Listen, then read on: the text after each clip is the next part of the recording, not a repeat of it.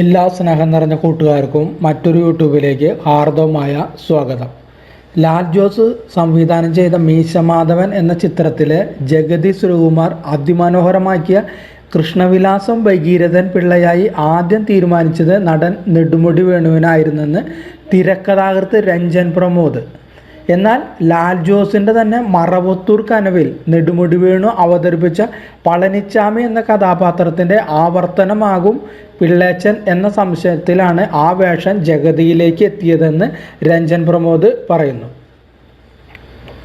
കൂടാതെ പറക്കുംതളിക സിനിമയുമായി മീശമാധവന് ഒരു ബന്ധമുണ്ടെന്നും രഞ്ജൻ പ്രമോദ് കൂട്ടിച്ചേർത്തു. മീശമാധവനിലെ എല്ലാ കഥാപാത്രങ്ങളും മുൻകൂട്ടി തീരുമാനിച്ചത് തന്നെയാണ്.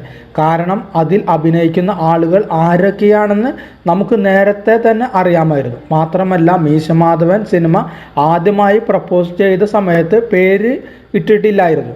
അതുകൊണ്ട് തന്നെ അത് വിതരണത്തിനെടുക്കാനും ആരും ഉണ്ടായിരുന്നില്ല. കാരണം രഞ്ജൻ പ്രമോദും ലാൽ ജോസും ചേർന്ന് രണ്ടാം ഭാവം എന്ന സിനിമ ചെയ്ത് പരാജയപ്പെട്ട് നിൽക്കുന്ന സമയമായിരുന്നു ആ നേരം.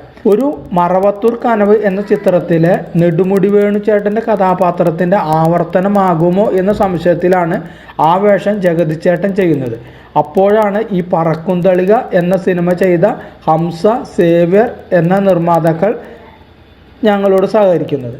എന്നാൽ അവർക്കൊരു കണ്ടീഷൻ ഉണ്ടായിരുന്നു. പറക്കുംതളികയിലെ എല്ലാ താരങ്ങളും മീശമാധവനിലും ഉണ്ടാകണമെന്ന്. എല്ലാവരും നല്ല റോളും ഉണ്ടാവണം.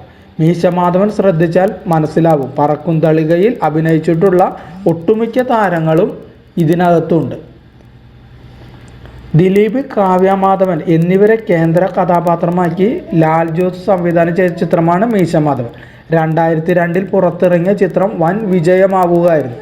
ഇന്ദ്രജിത്ത്, ഒടുവിൽ ഉണ്ണികൃഷ്ണൻ, ഹരിശ്രീ അശോകൻ, കൊച്ചിൻ ഹനീഫ, സുകുമാരി, കാർത്തിക, സലിംകുമാർ, മാള അരവിന്ദൻ, ജ്യോതിർമഴി എന്നിങ്ങനെ ഒട്ടുമിക്ക താരങ്ങളും ഈ ചിത്രത്തിൽ അഭിനയിച്ചിട്ടുണ്ട്.